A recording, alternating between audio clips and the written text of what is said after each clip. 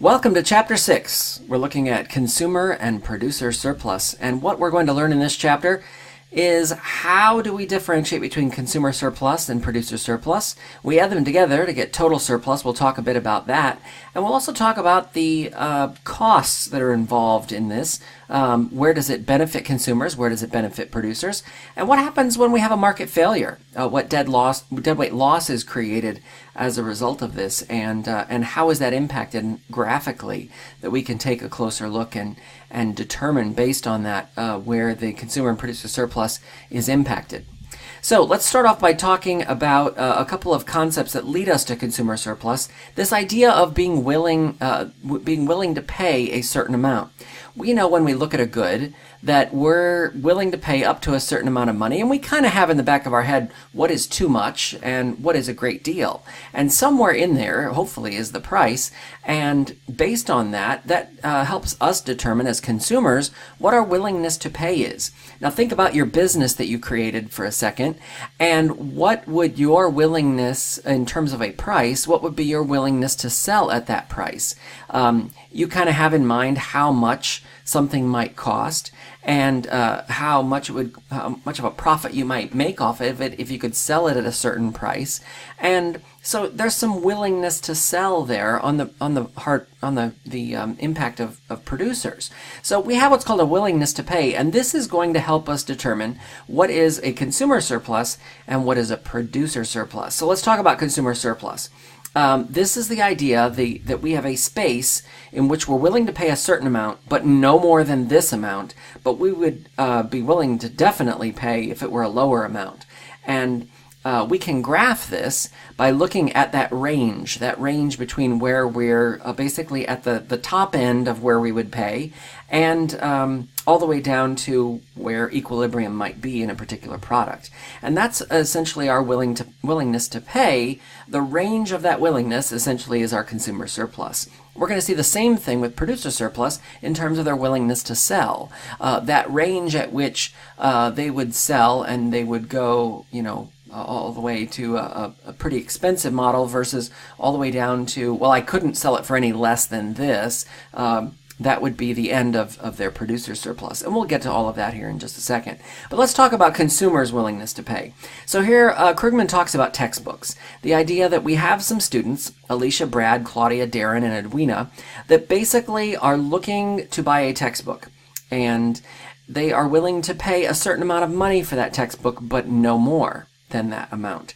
Edwina, for instance, is willing to pay up to $10 for a textbook, where Claudia is willing to pay $35, and Alicia, I guess she's moneybags, is willing to pay $59 for that book. So if she can get that book for $10, she's going to have a much larger consumer surplus because she has more willingness to pay than Edwina does if she gets that book for $10.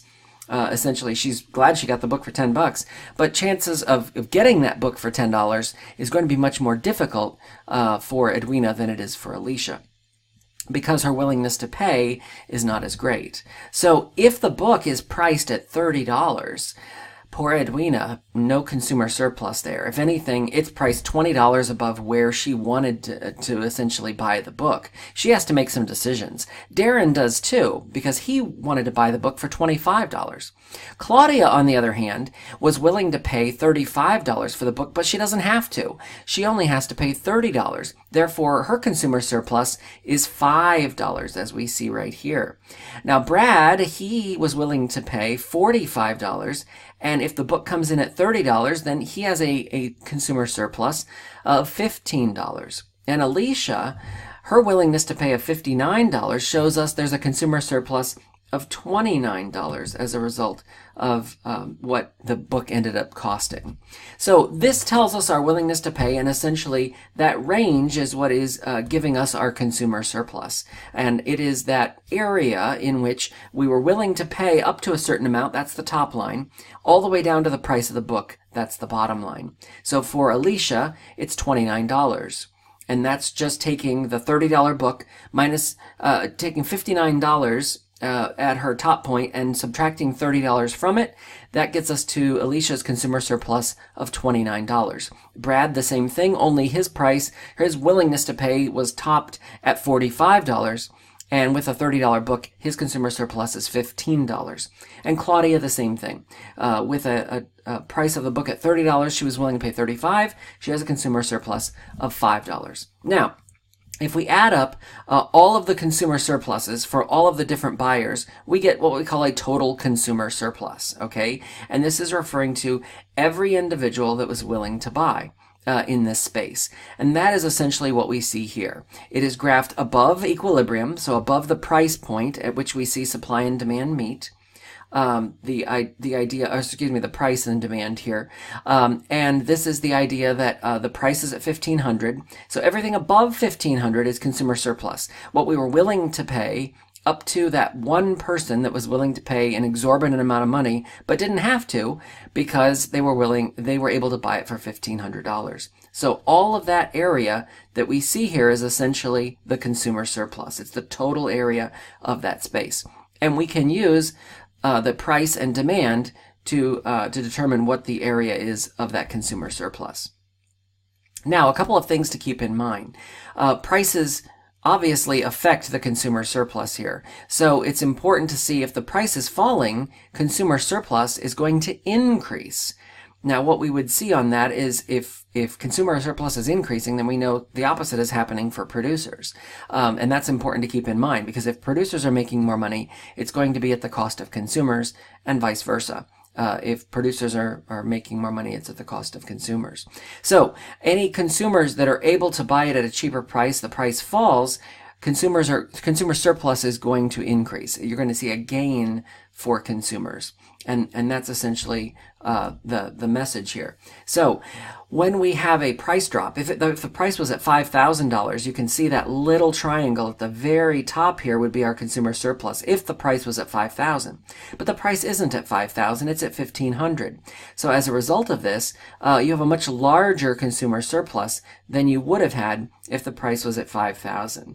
And that's essentially what we see there. So all of that space, including that little white triangle, is the consumer surplus that we see here, okay? And the idea is we would add up all of those spaces to get the total consumer surplus. Now, sellers, producers, are potentially looking at a producer surplus, and that's what happens below the price, that idea of what is the cost that we're selling this at. An individual producer surplus is going to be the opposite of what we looked at earlier with Alicia and Claudia. The idea here is that they want to sell it for a certain price, and they don't want to have to sell it any lower than they have to because they're cutting into their profit margin. They want to be able to sell at a higher profit, so the higher the price they can sell it for, the better. And then total producer surplus is essentially putting all of their producer surpluses together, and we'll see that in the next couple of slides. So here we have sellers, people that are willing to sell to Claudia and Alicia that we saw before. So now we have Andrew, Betty, Carlos, Donna, and Engelbert that are willing to sell this book at particular prices that we see here. Now, we have Engelbert, who will not part with this book unless you give him $45. That's a pretty steep curve. Donna, $35, Carlos, $25, Betty, $15, and Andrew, $5. Andrew is probably going to have a better chance of a producer surplus here because his willingness to part with this book is much greater as a result. So, as we see here, the price is $30, as we talked about in the consumer surplus side. So Engelbert is underwater. He basically has no producer surplus. If anything, he's selling this book at a loss. Donna is too, at $30. But Carlos, Betty, and Andrew are going to have a a producer surplus. And if we add all three of them together, we're going to get the total producer surplus. So Andrew has a much larger producer surplus than Betty or Carlos because he was willing to sell the book at $5 and still he didn't have to. He was able to sell it at $30. So it benefits him in terms of his producer surplus. Betty and Carlos also were willing to sell at lower prices, but they didn't have to. They were able to sell the book at $30, and so they benefited as well. Donna and Engelbert, not so lucky. So the producer surplus is anything below the price, but above the supply curve. Okay, so anything above the supply curve, below the price, is essentially going to be producer surplus. And to calculate that entire area, you would look at the price point and you would look at the demand for that price point. Here we see 1 million bushels of wheat at that $5, at that $5 price point, and we could determine the producer surplus based on that. Essentially, the area of a triangle, half base times height, would give us that 2.5 million in terms of the producer surplus, the total producer surplus of that area. So, what happens when there are changes in producer surplus?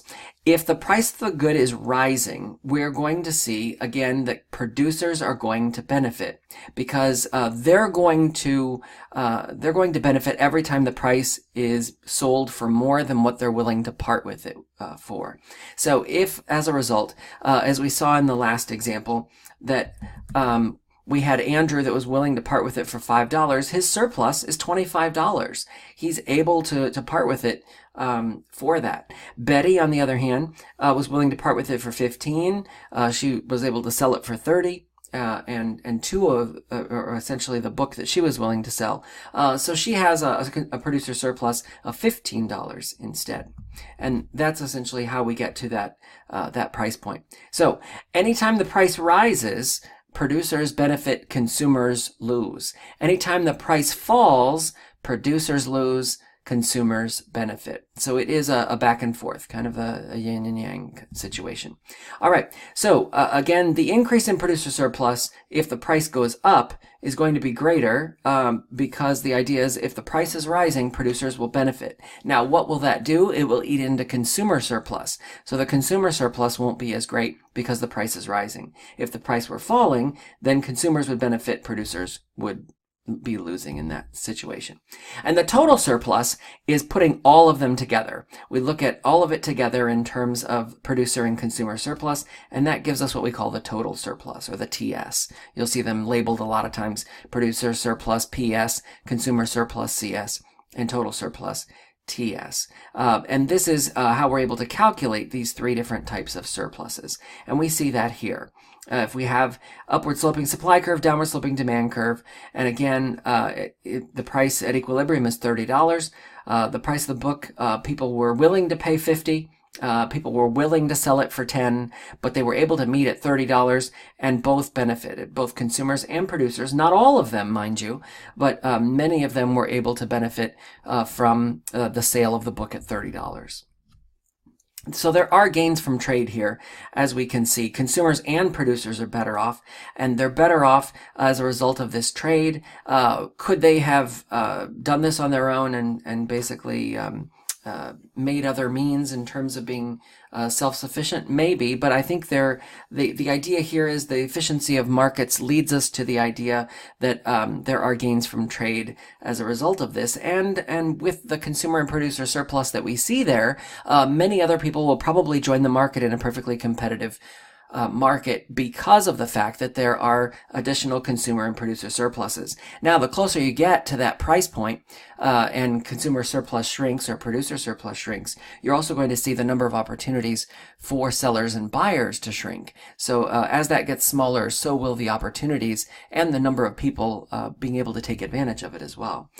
So the idea here is if you have to sell a book and you're selling it at a loss, as a result of the price point you wanted, obviously you're not going to stay in business very long losing money. And the same thing with buying. If you're buying books more expensive than your consumer surplus was willing to pay, you're either going to have to find a new way to reset your expectations of what those books were worth, or you're going to have to go out and get a job and help realign your budget so that you can manage that. So those are some of the sticking points in terms of what happens in the situation where we have consumers and producers that aren't able to meet their producer or consumer surplus instead. And obviously this the idea here is if you have that situation, you're going to lose total surplus, you're going to lose the consumer and producer surplus as well, because people aren't able to make any money off of selling their books, and consumers aren't able to pay what the market is willing to pay for those books. So that would eat into total surplus, consumer surplus, and producer surplus as a result. And likewise, we see here that the consumer surplus, as I mentioned, is also going to take a hit if someone has to pay more than they were willing to pay before. So if a producer has to sell for less than they're willing, if a consumer has to pay more than what they were willing, obviously that's hitting into their consumer and producer surpluses that may have an impact on total surplus. And as we'll see in the event of taxes, it also can create deadweight loss as a result of this. Now, let's talk for a second about market equilibrium, the idea of the pricing system here in terms of its impact and some things that we need to keep in mind. First of all, the idea here is that there is a willingness to pay, and there are people in the marketplace who are willing to buy this product. If you don't have a willingness to pay or a willingness to buy a product, it's going to be hard to see consumer and producer surplus as a result of this. So this kind of goes back to our basic economic assumptions that we made at the beginning of the year about the idea that there are people acting rationally in a consumer environment, that people are willing to act in a rational manner. If there's something for them to buy, they're willing to pay it, and that there is a range of that willingness to pay, essentially, is the option. Likewise, if there are consumers that are out there, again, thinking rationally, there are also sellers in a perfectly competitive market, which is what we're talking about right now. The idea is that there are also many potential sellers who are willing to sell at these particular prices, and that they have a range of prices they're willing to sell at, and they obviously have a high end and a lowest cost. I don't want to sell for any less than this or I'm going to lose money kind of situation. So we're talking in a perfectly competitive environment. We have both of those ranges. We also see that consumers are going to make purchases in their best interests, and every seller is going to try and make that sale to provide that product to an individual. And again, this just goes back to rational thinking, but the idea here is that there is a mutual benefit to both consumers and producers. If you go back to us talking about efficiency, you remember that the definition was essentially the idea of trying to make people better off in a perfectly competitive market without making people worse off, and trying to do that. What you have to understand with consumer and producer surplus is that if you're going to make a producer better off, you're going to be doing that with the side effect that it's going to impact consumer surplus, and vice versa. If you're going to make consumers better off, it's going to be at the cost of producers because it's going to impact producer surplus. It may not affect total surplus, but if consumers are going to benefit producers, it's going to cost them more. If producers are going to benefit, it's going to cost consumers more. So there is a relationship, an intrinsically tied relationship between the two. Also, it's important to note that we have price floors that are going to benefit sellers. And again, this just goes back to the idea that not every consumer and producer is going to get what they want out of this deal. Sometimes they're going to take a loss, and sometimes they're not going to get the price that they're willing to pay. That is a part of business. Many businesses, don't always want to see what the market will bear or pay for a particular price. And sometimes they think when it comes to pricing, which is a whole nother issue, but a lot of times when looking at pricing, they may look at a business owner may look at this and say, hey, I think it's worth this much, and the market doesn't pick up on it. And they're like, why do I still have this product? Why is it not moving? Why is it still on the shelf after 90 days? Now it's costing me money. So they lower the price and they get rid of the item, and we never see it again. And a lot of the reason is because it wasn't priced well. So and there's a whole industry based on that. But the idea here is because consumers and producers are on this seesaw, kind of going back and forth between the relationship between when consumers benefit and producers benefit, and there is a back and forth. But the bottom line is, if we're going to have an efficient market, if consumers are going to benefit, you're going to do it at the cost of producers, and vice versa. If producers are going to benefit, you're doing it at the cost of consumers. Now, let's talk taxes, because that throws an entire different wrench into the works. We know tax creates a deadweight loss. We know there are some transactions that aren't going to take place. There are going to be things that, as a result of the tax, quantity is not going to be produced at the quantity it was being produced at at market equilibrium, in perfect competition. So the tax creates a smaller quantity and a higher price. And we know that from some of the key graphs we've already done. But the important piece here is it also impacts consumer and producer surplus. Because what we see here is, and let's just look above the equilibrium for a moment at the consumer surplus here. The idea is if a tax is imposed, you know that this dark blue and dark red box becomes the tax revenue. This is our deadweight loss.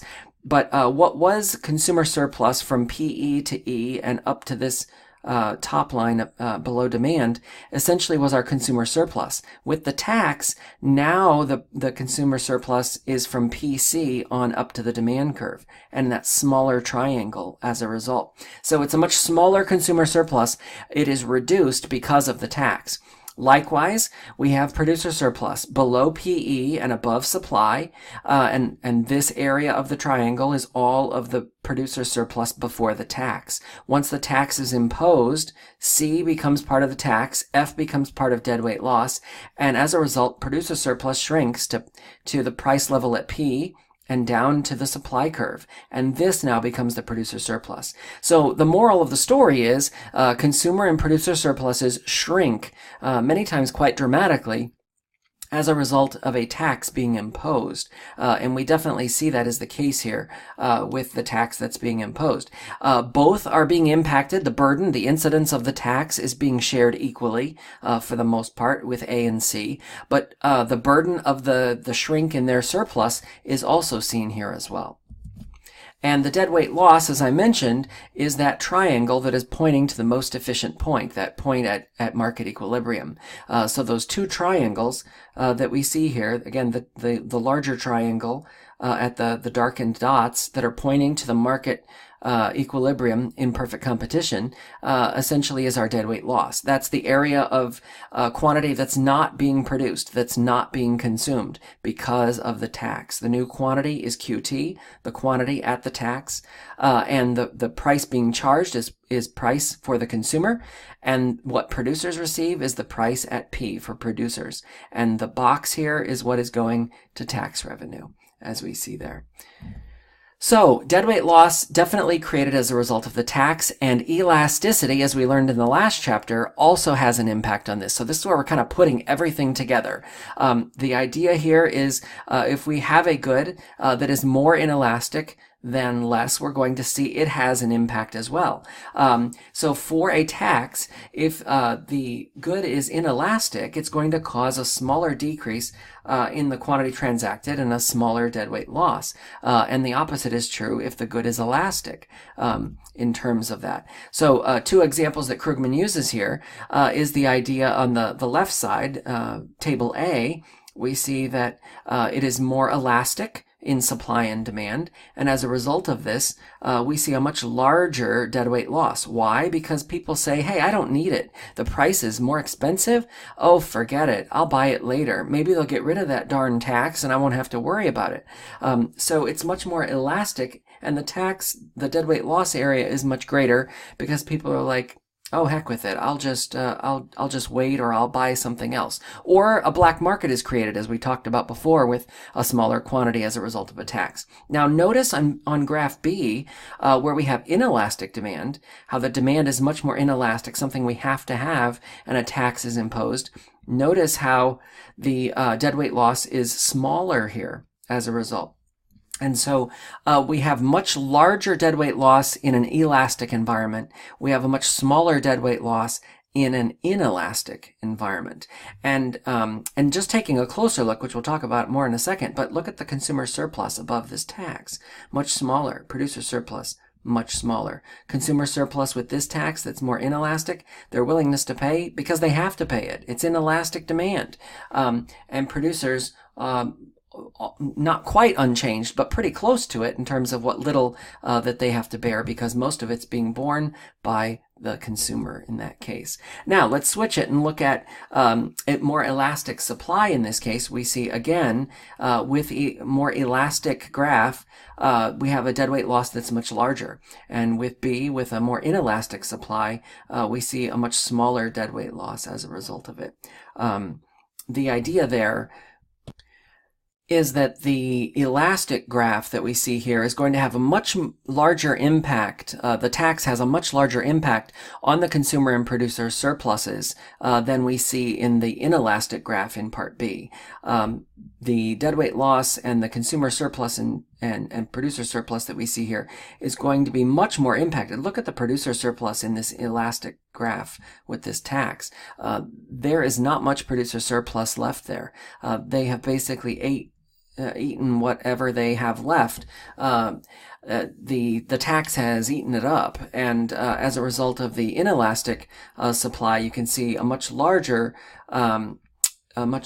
producer and consumer surplus here because the supply is relatively inelastic as a result of this. So the moral of the story is the more elastic the good, the greater the deadweight loss. The more elastic the supply or demand, the larger the deadweight loss. And if they're both elastic, again, the greater chance you have a larger deadweight loss than if supply or demand is inelastic. This leads us to key graph 25. Pause here if you like in order to draw the graph, and then listen to me explain it. And if you didn't want to pause, or if you did, here we go with key graph 25. So this is looking at an upward sloping supply curve, downward sloping demand curve. They're meeting at equilibrium at E. The price level at P1, the quantity at Q1. This is just like key graph 5, what we saw earlier with a supply and demand curve. The difference here is we've added in what consumer and producer surplus look like in that graph. So if you went back to key graph 5 and you looked at it, you could essentially see the consumer and producer surpluses there. We just didn't color them in, we didn't label them. But anything above equilibrium and below demand would be our consumer surplus. Anything below equilibrium and above supply will be our producer surplus. And that essentially is key graph 25. That's telling us that the willingness to pay by the consumer, they're able to pay at P1, but they would pay all the way up to here. Some of them, not all of them. And they didn't have to. They were able to buy it at P1. So this is all the willingness to pay, the surplus of their willingness to pay that they benefited from. They can then spend that money on other products and services, and essentially that helps to grow the economy. So those gains from trade, the efficiency of being able to trade and to share in the lower cost of those purchases through trade, is able to pump up the economy because they're able to go out and spend that extra surplus on other things, and other, which again creates jobs and creates other types of opportunities in the marketplace. Same thing with producer surplus. So producers are willingness to sell it for clear down here, some of them, not all of them, down here in the corner, but they were able to sell it at P1. So all of this is the area in which they would have sold it at a lower price, but they didn't have to. They were able to sell it at P1. So this is their surplus. They can then take that profit, put it back into the business, hire new workers, create new products, and again, help the economy grow through that extra surplus that they have in the marketplace. And that takes us to our final graph for this chapter, key graph 26. Again, if you want to pause here, copy down the graph, then unpause it, and I will talk about key graph 26 here in just a second. And welcome back to key graph 26. So this is about a tax that's imposed and the impact it's having on consumer and producer surplus because of that tax. Now this is very similar to a couple of different graphs that we've done already, but the idea here is we have an upward sloping supply curve, S1, downward sloping demand curve, D1. We have a shift in the supply curve because of the R, related government actions, in trice. The R in trice shifts the supply curve, S2, leftward or inward, creating a new equilibrium where this new supply curve meets demand 1, E2, a new price level at P2, and a new quantity at Q2 because of the tax. The pink area now is our deadweight loss. The green box includes all of the tax revenue that consumers are going to pay, P1, and producers are going to pay from P1 to P3.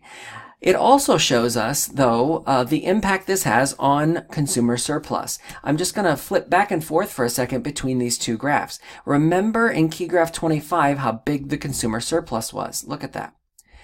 Now we see in key graph 26 it is much, much smaller because of the tax. Same thing with producer surplus.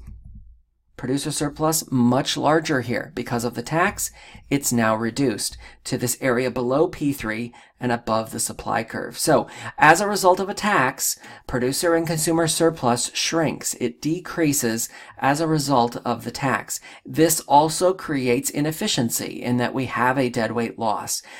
Tax revenue is going to the government in this case, but producer and consumer surplus is disadvantaged as a result of this. A smaller quantity being produced, that's going to impact the economy. People are paying a higher price for it, which means they're not able to go out and buy all those other goods and services that they could have at this graph with key graph 25 because they had a lot more willingness to pay that was left over at the end. Much less willingness to pay left over after they bought the item in this graph. And as a result, that is the difference in the shrinking of the economy here with the tax. So if you hear people talk about the impact of the taxes impacting the economy, this is kind of the model that they're talking about. A smaller quantity being produced and essentially a higher price being paid. Consumers are paying more for it, so they have less money to go out and spend on other things. And producers are having to pay for part of that tax as well, depending on the elasticity of that tax. And as a result, producers are getting less in revenue, consumers are paying more in costs, and all of those things are impacting, having a ripple effect in other products in the marketplace. All right, so now you're going to activity 2-9, live the 5, and we'll see you soon.